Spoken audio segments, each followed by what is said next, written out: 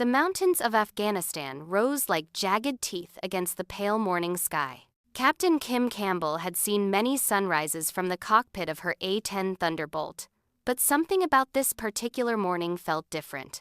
The air was crisp and thin at altitude, and below her, the Shock Valley stretched out like a scar carved into the earth by some ancient hand. She had been flying combat missions for months now, but the tension never quite left her shoulders. The A-10 wasn't a graceful aircraft. Pilots called it the Warthog, and for good reason. It was ugly, slow, and built around a massive GAU-8 Avenger rotary cannon that could tear through tanks like paper. But in close air support missions, there was nothing better, nothing more trusted by the troops on the ground. Kim adjusted her helmet and checked her instruments for what felt like the 100th time. Everything was green. Her wingman, Captain John Reynolds, flew beside her in a loose formation. They had been airborne for nearly an hour, patrolling the remote valleys where intelligence suggested Taliban fighters were moving supplies and personnel. Down below, hidden among the rocks and sparse vegetation, a team of Navy SEALs was preparing for what would become one of the most intense firefights of the war. But Kim didn't know that yet. All she knew was that the radio had been quiet, almost too quiet. And in Afghanistan, silence often meant trouble was brewing. The SEALs had inserted into the valley 3 days earlier. Their mission was straightforward on paper, but deadly in execution. They were hunting a high-value target, a Taliban commander responsible for coordinating attacks across 3 provinces. Intelligence placed him in a compound built into the side of the valley, accessible only by narrow mountain paths that wound between cliffs like serpents. Staff Sergeant Marcus Chen led one of the SEAL fire teams. He had been in Afghanistan for 7 months, and every day felt heavier than the last. Not from fear, but from the weight of responsibility. Every decision he made could mean life or death for his brothers. They moved through the pre-dawn darkness like ghosts, their footsteps silent on the rocky ground. The compound came into view as the sun began to break over the eastern ridges. It was larger than the satellite images had suggested, a maze of stone walls and wooden structures that seemed to grow out of the mountain itself. Marcus raised his fist, and the team froze. Through his night vision goggles, he could see movement. Guards, at least 4 of them, patrolling the perimeter with AK-47 seconds slung across their chests. The plan had been to wait until full daylight, when they could get better visibility and air support was guaranteed to be overhead. But plans in combat rarely survived first contact, and this mission would be no exception. One of the guards suddenly stopped and turned, his head tilting as if he had heard something. Marcus held his breath. The guard shouted something in Pashto, and suddenly the compound exploded into activity. Lights came on, doors burst open, and armed men poured out like ants from a disturbed nest. The SEALs had been compromised. Marcus keyed his radio. "Contact. We have multiple hostiles, requesting immediate air support." The call went out across military frequencies, bouncing from radio to radio, until it reached the Air Force controllers who managed the aircraft flying overhead. Within seconds, Kim's radio crackled to life. "Hog 2-1, this is Warrior 6. We have troops in contact. Shock Valley, grid follows. SEALs are taking fire and need immediate CAS." Kim's training kicked in instantly. Her hands moved across the controls with practiced efficiency, banking her aircraft toward the coordinates being transmitted. Beside her, Reynolds mirrored her movements. The 2 A-10 seconds dropped altitude, their engines growling as they descended toward the valley floor. "Copy Warrior 6, Hog flight is inbound. Time on station, 2 minutes. 2 minutes. It sounded short, but in combat, 2 minutes could feel like an eternity. Kim pushed her throttle forward, coaxing more speed from the Warthog. The mountains rose up around her as she dropped into the valley, and suddenly the terrain became a maze of rock walls and narrow passages. On the ground, Marcus and his team were in serious trouble. The Taliban fighters had the high ground, firing down from positions among the rocks. Bullets kicked up dirt and stone around the SEALs as they scrambled for cover behind a low wall. One of the men, Petty Officer Jake Morrison, took a round through his shoulder and went down hard. "Man down, we need a medic," someone shouted over the chaos. The team's corpsman, a young sailor from Texas named David Torres, low-crawled through the incoming fire to reach Jake. bullets snapped overhead, so close David could feel the air displacement. His hands shook as he tore open Jake's vest to assess the wound, but his training overrode his fear. The bullet had gone clean through, missing the bone. Lucky. "You're good, brother. You're good," David said, even though Jake's face was pale and twisted with pain. Marcus was on the radio again, his voice tight but controlled. "Hog 2-1, be advised, we are danger close to enemy positions. I say again, danger close. Friendlies are marked with infrared strobes." Kim heard the stress in his voice, the barely concealed desperation. She had supported dozens of ground operations, and she had learned to read the subtle cues in how soldiers spoke. This was bad. The valley opened up before her, and she could see it now. Muzzle flashes sparkling among the rocks like deadly fireflies. Smoke from grenades drifting across the compound. And there, huddled behind inadequate cover, the small cluster of friendly forces marked by the flickering infrared strobes, visible only through her targeting pod. "I have eyes on friendlies," Kim transmitted. "Stand by for gun run." She lined up her approach, her eyes moving between the heads-up display and the targeting screen. The A-10's cannon was incredibly accurate, but at these distances, with friendlies so close to the enemy, there was almost no margin for error. One wrong burst, one slight miscalculation, and she could kill the very men she was trying to save. The Taliban fighters were dug in well. Kim could see their positions now, fighting holes carved into the rocky hillside with excellent fields of fire down onto the SEALs. They had clearly been preparing for this, waiting for someone to come for their commander. This was an ambush, and the SEALs had walked right into it. Marcus fired his rifle at a group of fighters maneuvering along a ridge, trying to flank his position. His rounds sparked off the rocks, but the Taliban fighters barely flinched. They were brave. He had to give them that. Or maybe just fanatic. Either way, they weren't backing down. "We can't hold this position," his team leader, Lieutenant Commander James Walker, shouted over the gunfire. "We need to move, but we can't move until we suppress those positions on the hillside." It was the classic catch-22 of infantry combat. They needed to move to survive, but they couldn't move because of enemy fire. They needed air support to suppress the enemy, but danger-close fire support was one of the most dangerous things a pilot could attempt. Kim understood all of this in an instant. She had trained for these exact scenarios, had practiced gun runs until she could fly them in her sleep, but training and reality were different animals. In training, nobody died if you made a mistake. "Beginning gun run," she said into her radio, her voice steady despite her racing heart. She pushed the stick forward, diving toward the valley floor. The A-10 responded, dropping like a stone. The airspeed indicator climbed. Wind buffeted the aircraft as she dove between the mountain walls, so close she could see individual rocks and bushes on the slopes. The targeting reticle settled on the first enemy position. Kim's finger moved to the trigger. The GAU-8 cannon was an instrument of devastating power, capable of firing 70 rounds per second. Each 30mm round was the size of a milk bottle, a mix of high-explosive and armor-piercing rounds that could destroy anything they touched. She squeezed the trigger, and the aircraft shuddered. The cannon roared to life with a sound like tearing canvas, a deep brrrrt that echoed off the valley walls. The recoil was so intense it actually slowed the aircraft, fighting against the engines. On the ground, Marcus watched in awe as the hillside above the enemy position seemed to explode. Rock, dirt, and vegetation erupted in a continuous line of destruction that walked right through the Taliban fighting positions. The noise was incredible, a physical thing that pressed against his chest. The enemy fire slackened instantly.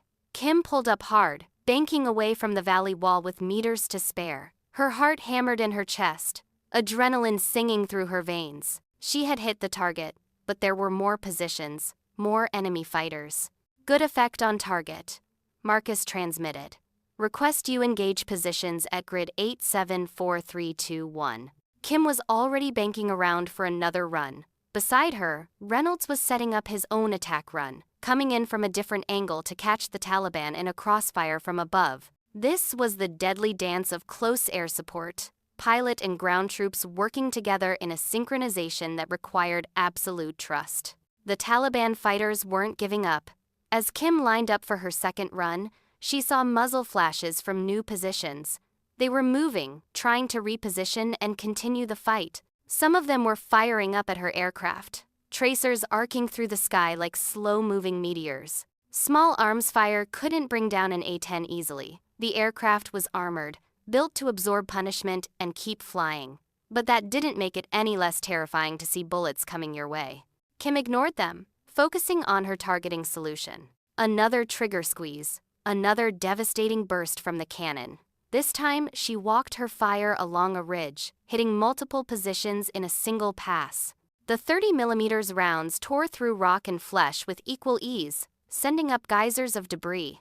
On the ground, the SEALs were using the suppression to reposition. Marcus grabbed Jake, helping him move to better cover. David Torres provided covering fire, his rifle barking in controlled bursts. The team was moving like a well-oiled machine, each man knowing his role and executing it despite the chaos. But the Taliban were adapting too. From a position higher up the valley wall, an enemy fighter appeared with an RPG launcher. The rocket-propelled grenade was a constant threat in Afghanistan, capable of destroying vehicles and aircraft with a single shot. The fighter shouldered the weapon, taking aim at the A-10 banking overhead. Marcus saw him and opened fire, but the range was too great. His bullets fell short, kicking up dust below the fighter's position. He keyed his radio desperately. RPG! RPG on the eastern ridge. Kim heard the call but couldn't respond. She was already committed to her attack run, focused entirely on the targeting reticle and the enemy position in her sights. The world had narrowed to that single point, everything else falling away. The RPG launched with a puff of smoke. The grenade arced through the air, trailing fire and smoke as it climbed toward Kim's aircraft. Time seemed to slow. Marcus watched the missile's flight, his stomach dropping. Reynolds saw it too and shouted a warning over the radio. The grenade missed, passing behind Kim's A-10 by less than 20 meters. She didn't even know how close she had come to dying. The grenade continued its arc and exploded against the valley wall in a ball of orange fire. Hog 2-1, you had an RPG launch. Recommend you vary your attack pattern. Reynolds transmitted, his voice tight. Kim's hands were steady on the controls, but her mouth had gone dry. She acknowledged the call and pulled into a climbing turn, gaining altitude to assess the situation. Below her, the valley was a confusion of smoke, fire, and movement.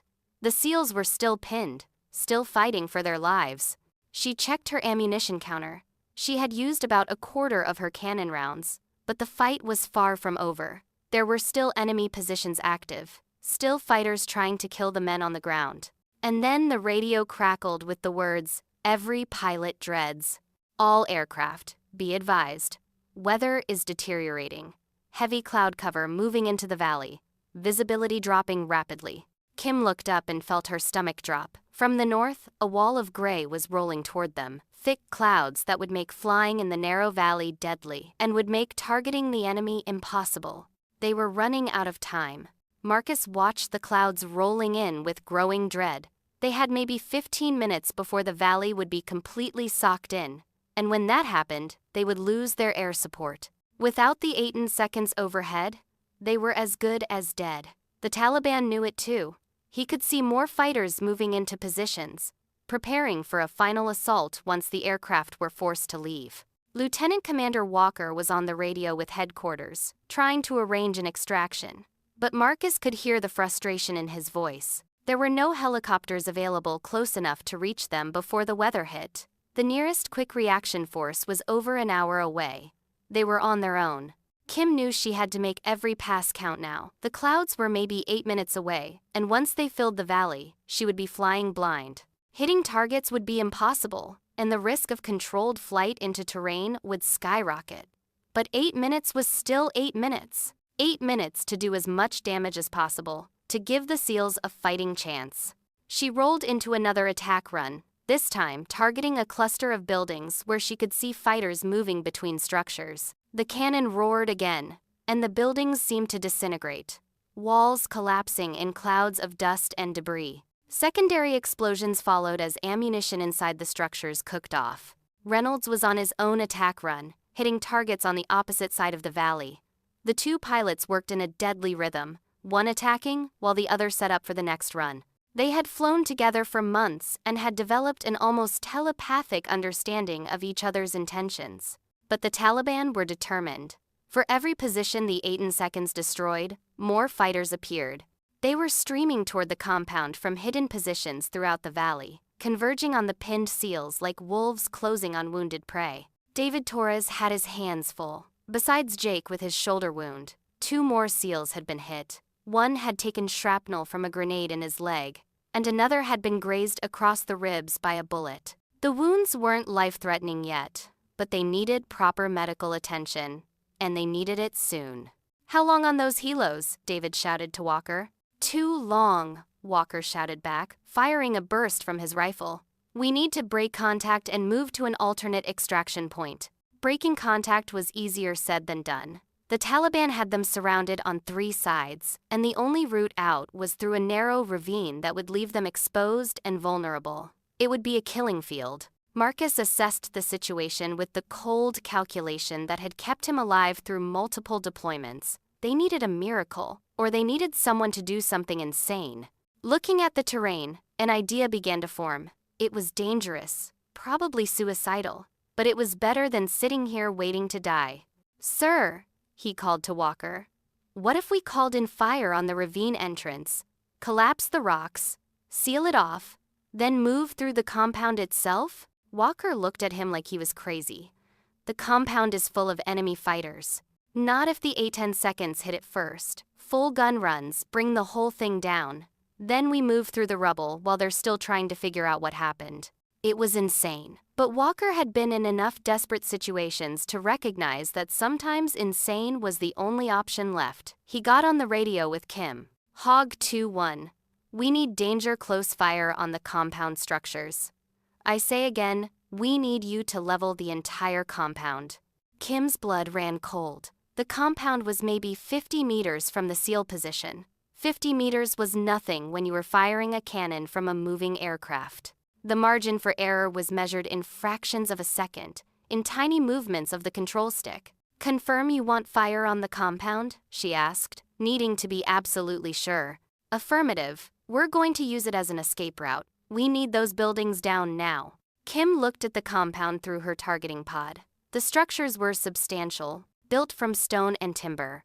It would take multiple runs to bring them down completely, and with the weather closing in, she would be doing it with degraded visibility. She thought about her training, about all the hours she had spent practicing precision fire. She thought about the men on the ground, counting on her to thread the needle between salvation and disaster. She thought about what would happen if she missed. Then she stopped thinking and started flying. "Reynolds, I'm going in for multiple gun runs on the compound. I need you to suppress the northern positions. Keep them from reinforcing." "Copy that," Reynolds replied. "Be careful down there." Kim lined up her approach, coming in low and fast. The first burst hit the largest structure dead center, the 30mm rounds punching through the stone walls like they were made of cardboard. The building shuddered and collapsed inward, roof timbers falling into the interior. She pulled up and immediately banked around for another run. There was no time to assess damage, no time for anything except the next target and the next trigger squeeze.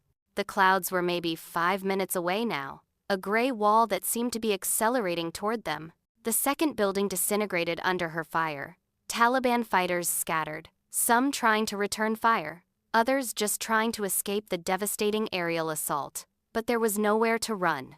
The valley had become a killing ground, and Kim was the executioner. Marcus watched in awe as the compound was systematically destroyed. Each gun run was precise, controlled, hitting exactly where it needed to hit. The woman flying that A-10 was an artist, and her canvas was destruction. "Get ready to move," Walker ordered. "Soon as she makes her next pass, we go. David, you help Jake. Marcus, you take point."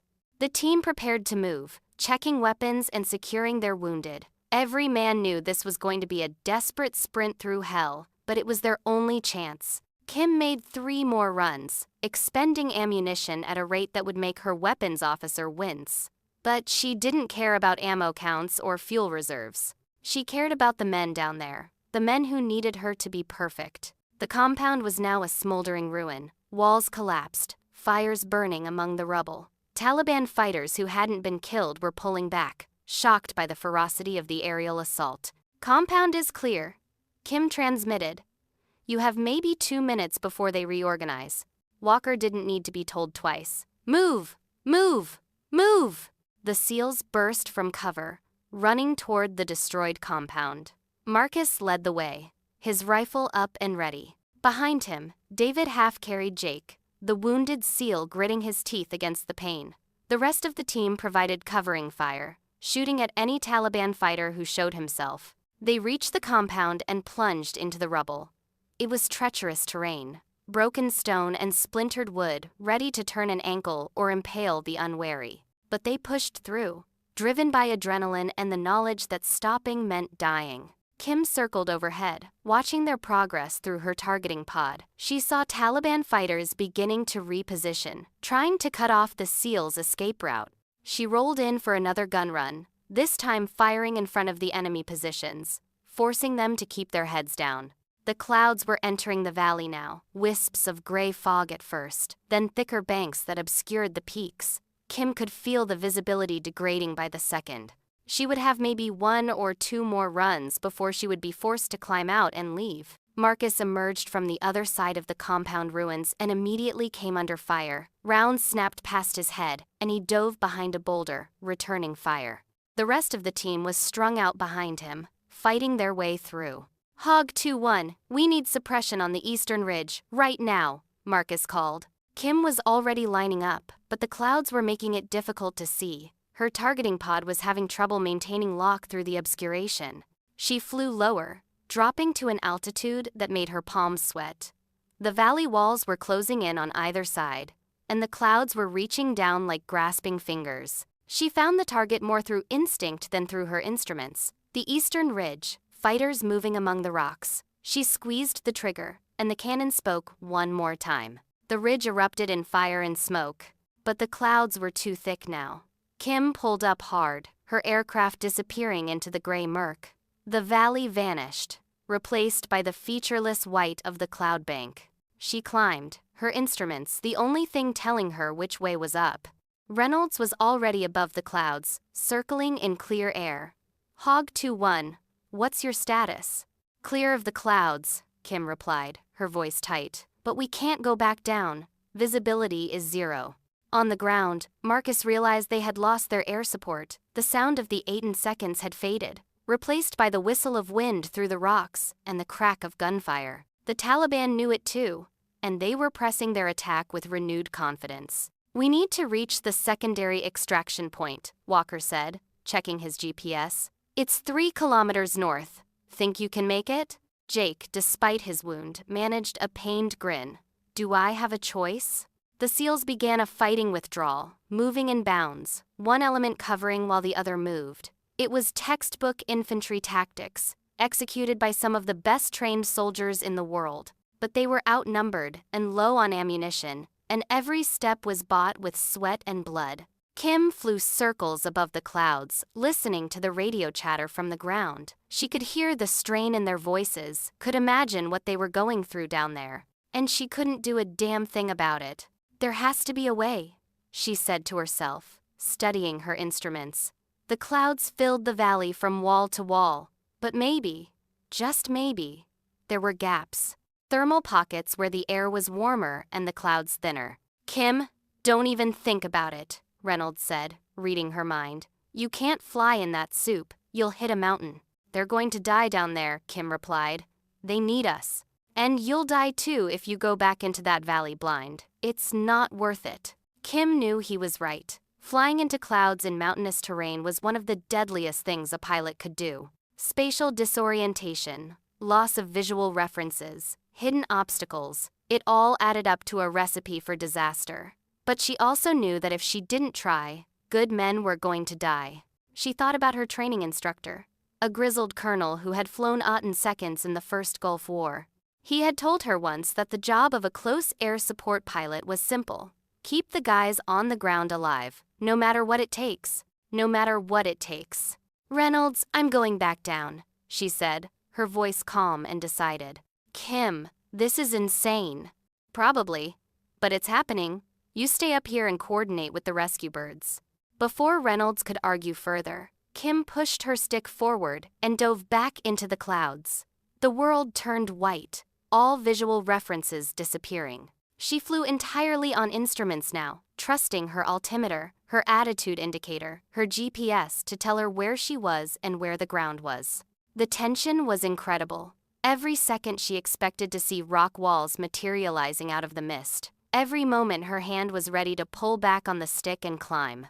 But she kept descending, slowly, carefully, feeling her way down into the valley like a blind person navigating a familiar room. At 2,000 feet above the valley floor, she broke through the bottom of the clouds. The visibility was still terrible, maybe a quarter mile, but it was better than nothing. She could see the ground, could see the rocks and the patches of snow on the higher elevations. She keyed her radio. Warrior 6 Hog 2-1 is back in the valley. Give me an update on friendly position. The relief in Marcus's voice was palpable. Hog 2-1, we thought you were gone. We're taking heavy fire. Grid coordinates follow. Kim turned toward the coordinates, her eyes straining to see through the murk. There, movement among the rocks. Muzzle flashes. She couldn't see the seals, but she could see where the enemy was shooting. She lined up and fired, the cannon's roar echoing off the invisible valley walls. She couldn't see where her rounds impacted, could only hope her aim was true. Marcus saw the rounds impact less than 30 meters from his position, a perfect line of destruction that swept through the Taliban fighters who had been closing in on them. The enemy fire slackened immediately, giving the SEALs precious seconds to move. That woman is a magician, Jake gasped, struggling to keep pace despite his wound. They pushed forward, David practically carrying Jake now. The rest of the team was running on fumes, muscles burning, lungs screaming for air in the thin mountain atmosphere. But they kept moving, because stopping meant dying. Kim pulled up and banked around, staying below the cloud ceiling. It was terrifying flying, the kind of thing that gave pilots nightmares. The valley walls were barely visible through the mist, dark shapes that seemed to loom out of nowhere. She had to trust her instruments, trust her instincts, trust that she could thread this impossible needle. Another gun run, firing at shadows and muzzle flashes. Her ammunition counter was getting dangerously low. She had maybe 3 or 4 more bursts left, and then she would be Winchester, completely out of bullets. On the ground, Walker checked his GPS. They were still 2 kilometers from the extraction point, and the Taliban weren't giving up. He could see more fighters moving through the rocks ahead of them, setting up an ambush. Hog 2-1, we have enemy fighters blocking our route to the extraction point. Grid follows. Kim received the coordinates and felt her stomach sink.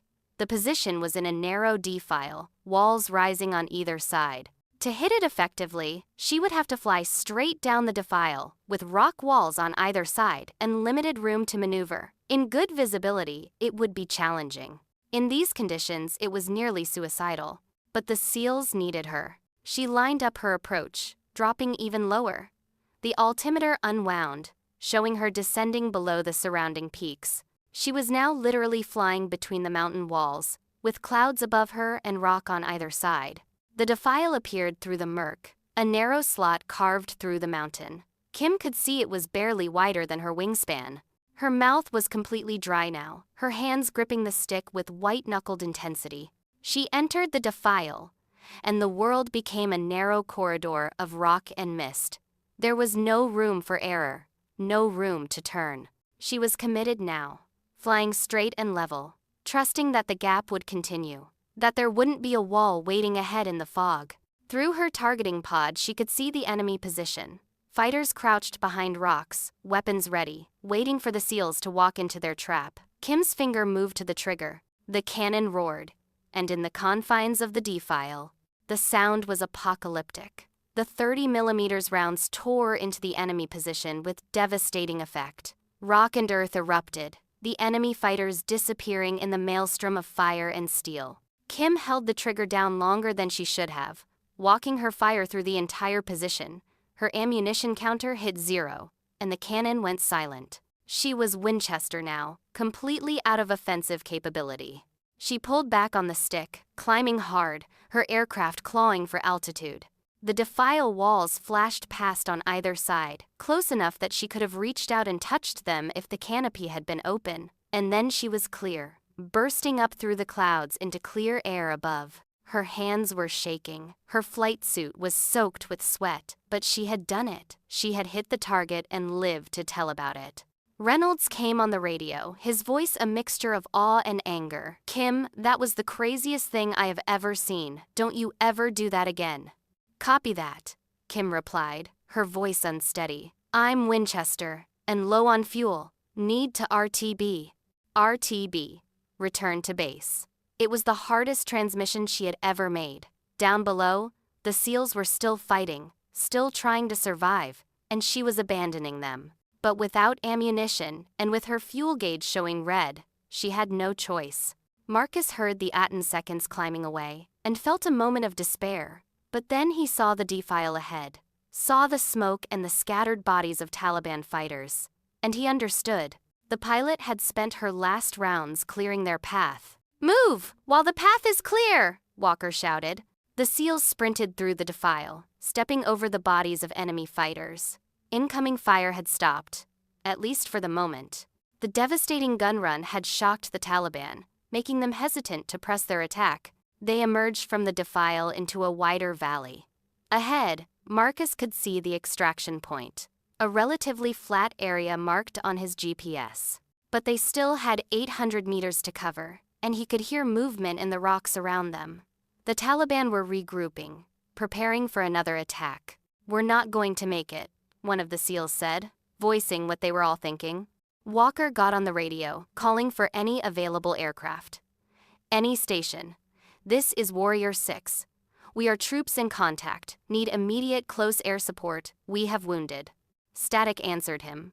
All the close air support aircraft had either expended their ammunition or been forced out by the weather. They were on their own. But then a new voice came over the radio, a voice that made Marcus's heart leap. "Warrior 6, this is Hog 2-1. I'm back." Kim had made it back to base, landing with fumes in her tanks. She had jumped out of her cockpit and run to the armament crews, screaming at them to reload her aircraft faster than they had ever reloaded before. The ground crews, recognizing the desperation in her voice, had worked like demons, loading the cannon and refueling the aircraft in record time.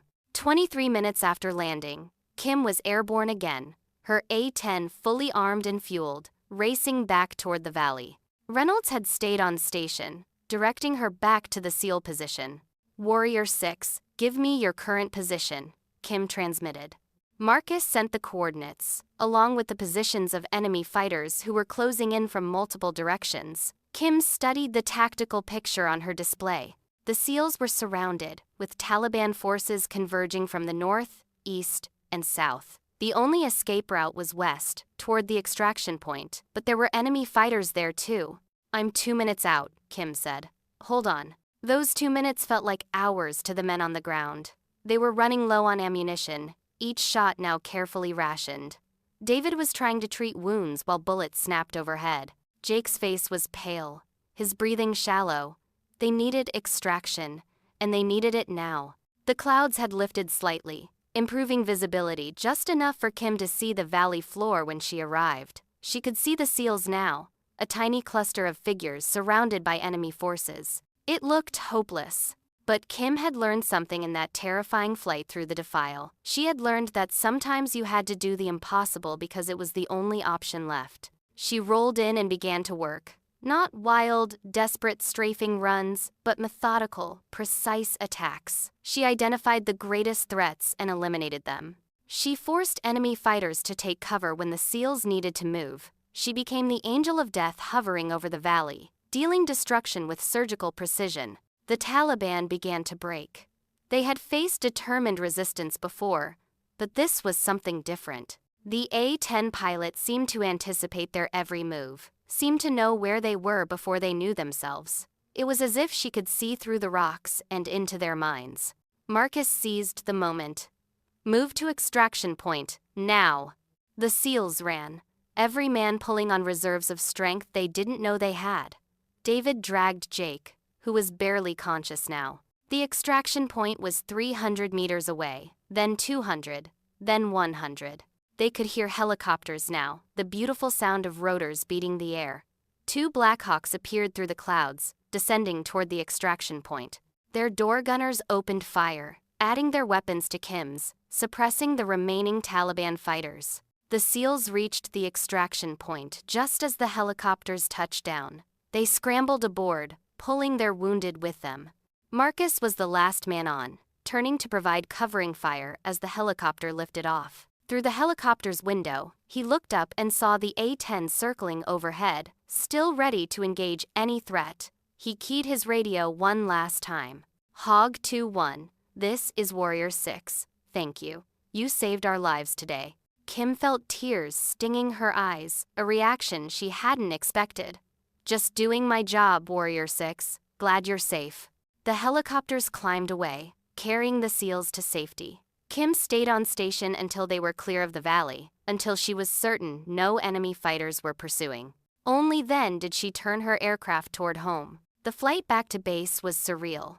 The adrenaline was wearing off now, replaced by a bone-deep exhaustion. Her hands still trembled slightly on the controls. She kept replaying the mission in her mind, thinking about all the ways it could have gone wrong, all the moments when death had been inches away. Reynolds flew beside her, not saying anything, just being there. Sometimes that was enough. They landed as the sun was setting, painting the Afghan sky in shades of orange and purple. Kim shut down her engines and sat in the cockpit for a long moment, not quite ready to face the world outside. The silence after hours of engine noise was profound. When she finally climbed down, she found a crowd waiting. Word of the mission had spread, and pilots and ground crew had gathered to see her return. There was no cheering, no celebration. Just quiet respect, nods of acknowledgement from people who understood what she had done. Her squadron commander was waiting, a stern-faced colonel who rarely showed emotion. He looked at her for a long moment, then simply said, "Good work, Captain." That night, Kim sat alone in her quarters, unable to sleep. Every time she closed her eyes, she saw the valley, saw the muzzle flashes and the clouds and the narrow defile with rock walls on either side. She saw the coordinates of the SEAL position on her display, saw how close her rounds had come to hitting friendly forces. She had done her job. She had saved lives. But the cost of that success, the risks she had taken, were only now sinking in. She had violated multiple safety protocols, had flown in conditions that should have grounded her, had made decisions that could have gotten her killed and court-martialed. But she would do it all again if she had to, because that was the job. That was what she had signed up for when she put on the uniform. 3 weeks later, Kim was called to a ceremony. She stood at attention as her commander read the citation for the Distinguished Flying Cross. The words talked about extraordinary achievement and heroism, about risking her life to save others, about skill and determination in the face of overwhelming odds. But Kim barely heard the words. She was thinking about the SEALs, wondering if they had made it home, if their wounds had healed, if they were back with their families. She was thinking about Jake, the wounded man she had seen being dragged across the rocks, wondering if he was okay. After the ceremony, a group of men in civilian clothes approached her. She recognized Marcus immediately, even out of uniform. He was walking without a limp, which meant his team had come through relatively unscathed. "Captain Campbell," he said, extending his hand. "We didn't get a chance to properly thank you." Kim shook his hand, feeling awkward. "You don't need to thank me. I was just doing my job." "Your job," Jake said, stepping forward. His arm was in a sling, but he was smiling. "Your job saved my life, saved all our lives." They talked for a while, the pilots and the SEALs, sharing stories and perspectives from that day in the valley. Kim learned that her gun runs had killed or wounded over 40 enemy fighters, had single-handedly broken the ambush that would have wiped out the SEAL team. She learned that her decision to fly back into the valley, to go below the clouds despite the danger, had been the difference between success and disaster. But she also learned something more important. She learned that the SEALs had been in that valley hunting a terrorist who was responsible for attacks that had killed dozens of civilians, including children. The mission had been worth the risk, had been worth everything they had all gone through. In the years that followed, Kim would fly many more missions. She would support troops in combat, would deliver ordnance with the same precision and skill that had marked that day in the Shock Valley. But that mission, that desperate fight in the clouds and narrow defiles, would always stand out. It was the day she learned what it really meant to be a combat pilot. Not the flying skills or the weapons employment, though those were important, but the deeper understanding that sometimes the mission requires you to do the impossible. That sometimes people are counting on you to succeed when success seems impossible. And that when that moment comes, you don't hesitate. You don't calculate the odds or worry about the regulations. You do what needs to be done, and you trust in your training, your aircraft, and your determination to see you through. The A-10 Thunderbolt was never a glamorous aircraft.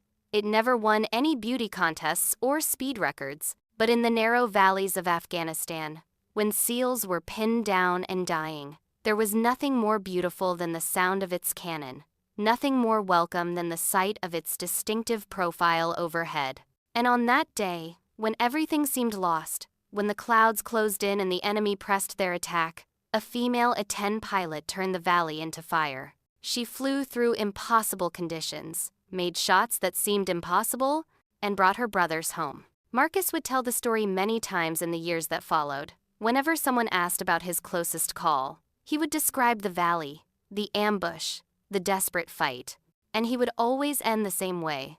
We were done. We were out of options, out of luck, out of time. And then we heard her voice on the radio, calm as anything, saying she was coming back. She flew through weather that would have grounded any sane pilot, through terrain that gave nightmares to seasoned aviators, and she did it with precision that would have been impressive on a training range in perfect conditions. She didn't just save our lives, she showed us what courage really means.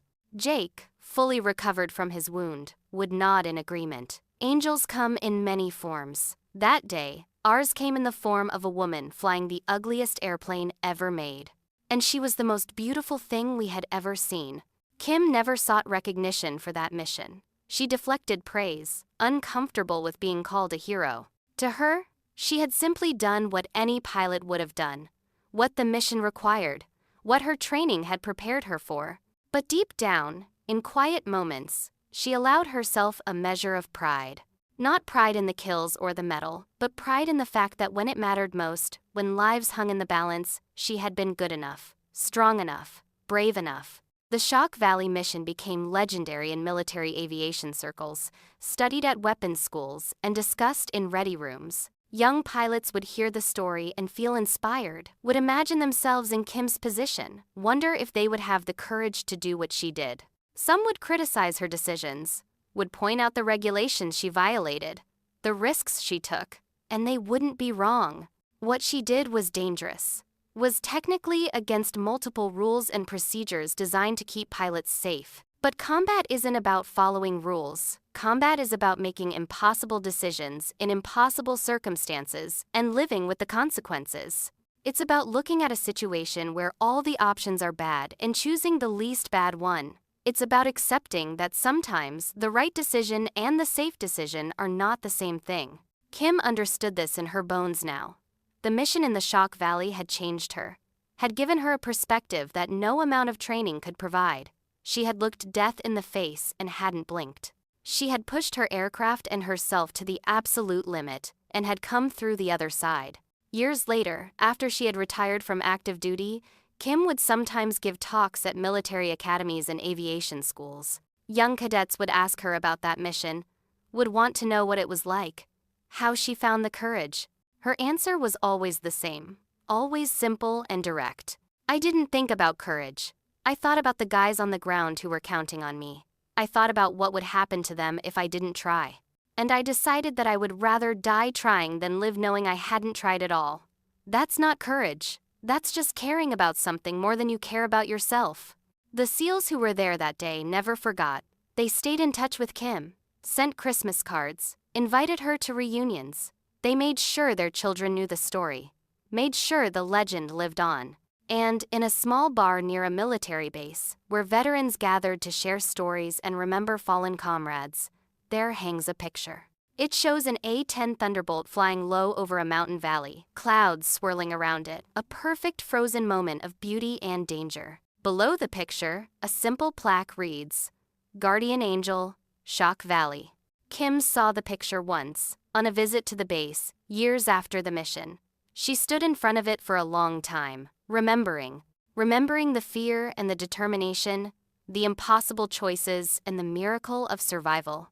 Remembering the faces of the men she saved, the sound of their voices on the radio, the relief when the helicopters finally carried them away.